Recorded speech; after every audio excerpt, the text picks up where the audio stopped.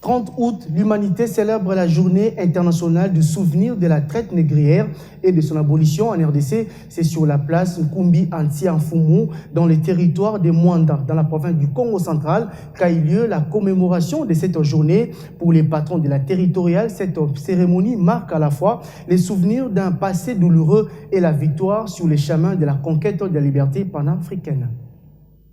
Une stèle en mémoire des déportés de Sianfumu. Enfin, la mémoire des esclaves congolais immortalisés au cours de la grande cérémonie de commémoration du souvenir de la traite négrière. À Sianfumu, où nous nous trouvons, le pêcheur montre aux visiteurs les cimetières des négriers, les vestiges de leur construction et les pots d'embarquement des esclaves.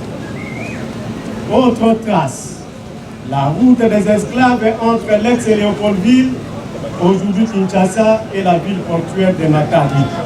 Bien avant ces temps forts, les allocutions se sont succédées pour évoquer ces tristes souvenirs. Le gouverneur du Congo central en premier, Atuma Tubwana, au-delà des remerciements au chef de l'État Félix-Antoine Tshisekedi, parle d'une réflexion nationale pour construire l'avenir.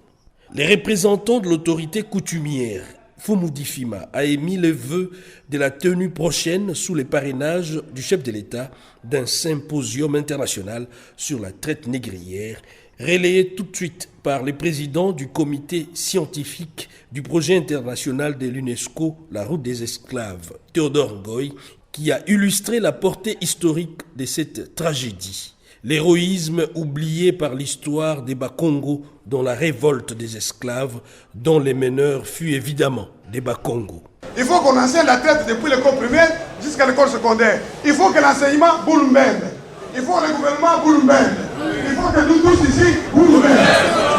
Du représentant de Madame le directeur pays de l'UNESCO, représentant des Afro-descendants, jusqu'au ministre du Tourisme Moderun Simba, tous ont plaidé pour de nouvelles actions en vue de mettre fin à toute forme d'exploitation humaine, mais aussi les cas de figure, veiller à la protection des sites mémoriels menacés de spoliation tels que la forêt d'Mvula, où étaient entassés les esclaves, la plage de Sianfumu, lieu d'embarquement et autres.